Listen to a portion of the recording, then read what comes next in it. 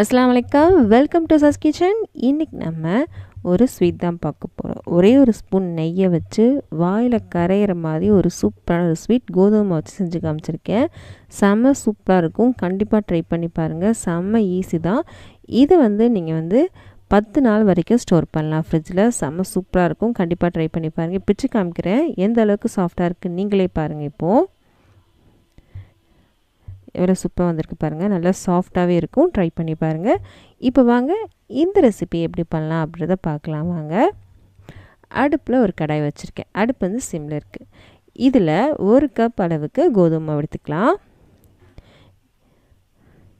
இதுக்கு 1/2 கப் அளவுக்கு ரவை எடுத்துருக்கேன். கொஞ்சம் பொடியான ரவையை எடுத்துக்கோங்க. குண்டான ரவை இருந்துச்சு அப்படின்னா மிக்சியில் போட்டு அரைச்சிட்டு அதுக்கப்புறம் நீங்கள் அளந்து எடுத்துக்கலாம். இப்போ இது ரெண்டையுமே நல்லா வறுக்க போகிறோம். எந்த அளவுக்கு வறுக்கணும் அப்படின்னா நல்லா கரு சேஞ்ச் ஆகணும். அது வரைக்கும் நல்லா வறுத்துக்கோங்க. முடிஞ்ச அளவுக்கு அடுப்பு சிம்லே இருக்கட்டும். சிம்லே வச்சு நல்லா வறுத்தா மட்டும்தான் மாவோட பச்சை வாசனை போய் நல்லா வாசமும் வரும், கலர் நல்லா வரும். இல்லைனா மாவு தீஞ்சு போயிடும். அதான் சிம்லே வச்சு நல்லா வறுத்துக்கோங்க. இந்த ஸ்வீட்டில் வேலையே பார்த்திங்கன்னா மாவு வறுக்கிறது மட்டும்தான். ஒரு 5லேருந்து 6 நிமிஷமாவது ஆகும் மாவு வறுக்கிறதுக்கு. இங்கே பாருங்கள், நல்லாவே கலர் சேஞ்ச் ஆகிடுச்சு. நல்ல வாசமும் வருது. இந்த அளவுக்கு வறுக்கணும். பாதுக்கும் இப்போதுக்கு பாருங்கள் எவ்வளோ வித்தியாசம் இருக்குன்னு. இந்த அளவுக்கு நல்லா வறுத்துக்கோங்க. இப்போது இந்த மாவு இன்னொரு பாத்திரத்துக்கு மாற்றி வச்சுக்கலாம். வச்சுட்டேன். அதே கடாய் தான் அடுப்பில் வச்சுருக்கேன். இப்போது அடுப்பு சிம்மில் தாங்க இருக்குது. இதில் 3/4 கப் அளவுக்கு சர்க்கரை எடுத்துக்கலாம். உங்கள் இனிப்புக்கு ஏற்றாப்புல நீங்கள் எடுத்துக்கலாம். 1 கப் கூட சர்க்கரை எடுத்துக்கலாம். அது உங்கள் இனிப்புக்கு தகுந்த மாதிரி நீங்கள் எடுத்துக்கோங்க. இது நம்ம கேரமல் பண்ண போகிறோம். அடுப்பு சிம்லேயே இருக்கட்டும். ஒன்றுமே பண்ண வேணாம். அந்த சர்க்கரை அதுவாகவே கரைஞ்சி வரும். அந்த டைமில் நீங்கள் கரண்டி போட்டால் போதும். உங்களுக்கு கேரமல் பண்ண தெரியாது அப்படின்னா கேரமல் எப்படி பண்ணுன்றது புட்டிங் வீடியோஸ்லேயும் நான் டீட்டெயிலாகவே சொல்லியிருக்கேன். அந்த வீடியோலாம் செக் பண்ணி பாருங்கள். இப்போ 2 நிமிஷத்துலேயே பார்த்தீங்கன்னா இந்த அளவுக்கு வந்துருச்சு. எனக்கு லைட்டாக கலர் வர ஆரம்பிச்சிருச்சு. இன்னும் கொஞ்சம் நல்லாவே நம்ம கலர் வரணும். கலந்து விட்டே தான் இருக்கேன். உங்களுக்கு கலர் கொஞ்சம் கொஞ்சமாக சேஞ்ச் ஆகுது, உங்களுக்கே தெரியும். இன்னும் அடுப்பு சிம்மில் தாங்க இருக்குது. இன்னும் கொஞ்சம் திக்காக இருக்குது பாருங்கள். கலர் எந்த அளவுக்கு கலர் வரணும் அப்படின்றது நான் உங்களுக்கு கட் பண்ணாமே ஃபுல்லாகவே காமிச்சிருக்கேன். இப்போ கொஞ்சம் கொஞ்சமாக கலர் வந்துக்கிட்டே இருக்குது. இந்த அளவுக்கு வந்தாலே போதும். உங்களுக்கு பார்க்கும்போது தெரியும் நினைக்கிறேன். பாதத்துக்கு இப்போ வித்தியாசம் இருக்கு இல்லையா? இந்த அளவுக்கு வந்தாலே போதும். இப்போது பால் சேர்க்க போகிறோம். இந்த பால் முதவே காய்ச்சி ஆறின பால் தான். ஜில்லுன்னு இருக்க பால் சேர்க்கக்கூடாது. ஃப்ரிட்ஜிலேருந்து எடுத்த உடனே நீங்கள் சேர்க்கக்கூடாதுங்க. காய்ச்சின பால் தான் சேர்க்கணும். 1 கப் அளவுக்கு சேர்த்துருக்கேன். இப்போது அடுப்பு சிம்லே இருக்கட்டும். ஃபுல்லில் வச்சுருந்தீங்க அப்படின்னா அப்படியே பொங்கி வந்துடும். 1 கப் பால் சேர்த்த உடனே 2வது கப் பால் சேர்க்க வேண்டாம். ஒரு ஃபியூ செகண்ட்க்கு அப்புறம் நம்ம பால் சேர்க்கலாம். அந்த பொங்கி வரும் இல்லையா, அது அடங்கினதுக்கப்புறம் 2வது கப் பால் சேர்க்கலாம். இந்த 2 கப் பாலுமே முதவே காய்ச்சி ஆற வச்ச பால் தான் சேர்த்துட்டோம்.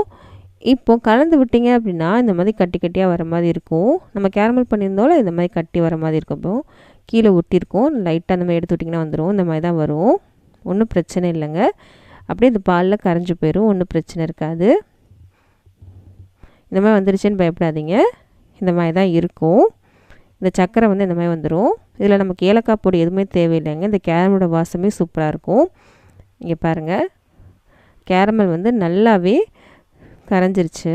இந்த பாலில் கலர் பாருங்கள் எவ்வளோ சூப்பராக வந்திருக்கு. இப்போது நம்ம வறுத்து வச்சுருந்தோம்ல மாவு, அதை சேர்த்துடலாம். ஒருவேளை நீங்கள் மாவு நல்லா வறுக்கல அப்படின்னா இப்போ கட்டி போடும். அதனால நல்லா வறுத்துக்கோங்க. இப்போது நல்லா கலந்து விட உங்களுக்கு நல்லா சேர்ந்து வந்துடும். 1 கப் மாவுக்கு 2 கப் அளவுக்கு பால் சேர்த்துருக்கோம். பாருங்கள், நல்லா கலந்து விட எல்லாமே சேர்ந்து வந்துடும். பால் சேர்த்த உடனே கெட்டியாயிரும். அதனால தான் சொல்கிறேன், முதவே நல்லா மாவு வறுத்துருங்க. பச்சை வாசனை போகிற அளவுக்கு. கட்டி எதுவுமே பல்ல பாருங்கள் நமக்கு. இப்போ தான் நம்ம நெய் சேர்க்க போகிறோம். ஒரே ஒரு ஸ்பூன் நெய் மட்டும் இப்போ சேர்த்துக்கலாம். இதுக்கு மேலே நெய் சேர்க்கணும்னு அவசியம் இருக்காது. வேணும்னா நீங்கள் சேர்த்துக்கலாம். அது உங்கள் விருப்பம்தான். 1 டேபிள் ஸ்பூன் நெய்யே இதுக்கு போதும். இப்போ நல்லா கலந்துட்டோம் இல்லையா? இப்போது நெய் சேர்க்க போகிறோம். ஒரே ஒரு ஸ்பூன் அளவுக்கு நெய் சேர்த்துக்கலாம். இப்போது பாருங்கள், ஒரே ஒரு ஸ்பூன் நெய் தான் எடுத்திருக்கேன். அந்த நெய் சேர்த்தாச்சு. சேர்த்துட்டு இந்த நெய்யை நல்லா கலந்து விட்டுடலாம். கலந்து விட்டோம் அப்படின்னா நமக்கு வந்து பர்ஃபி வந்து ரெடி ஆயிரும். அவ்வளோதாங்க, நமக்கு ரெடி ஆயிடுச்சு.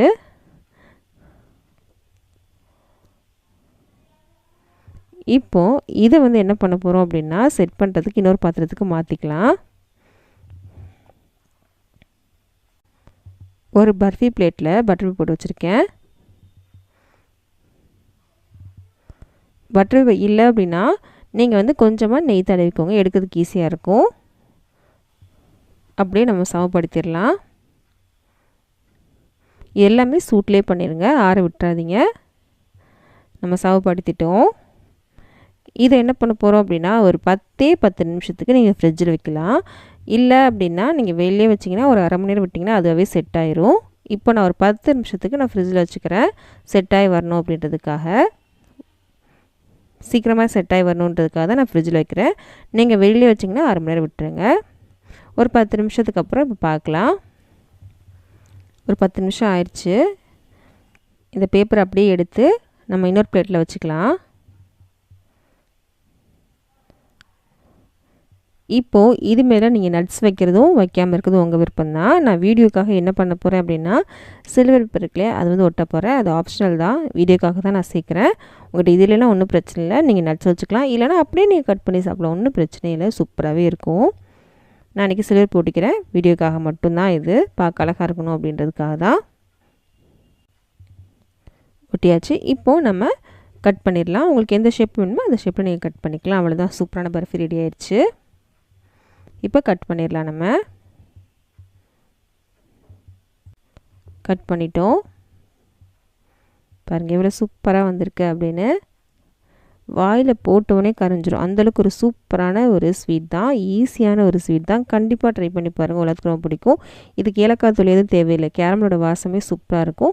இந்த வீடியோ பிடிச்சிச்சு அப்படின்னா ப்ளீஸ் நம்ம சேனலை சப்ஸ்கிரைப் பண்ணிடுங்க, பக்கத்தில் இருக்க பெல் பட்டனை கிளிக் பண்ணிடுங்க. அப்போ தான் இனிமேல் போட போகிற எல்லா வீடியோஸும் லைக் பண்ணுங்கள். லைக் பண்ணால் தான் இந்த வீடியோ வந்து நிறைய பேருக்கு வந்து ரெக்கமெண்ட் ஆகும். ப்ளீஸ் சப்ஸ்கிரைப் பண்ணுங்கள். நிறைய பேர் சப்ஸ்கிரைப் பண்ணாமல் தான் இன்னும் பார்த்துட்டீங்க, ப்ளீஸ் சப்ஸ்கிரைப் பண்ணுங்கள்.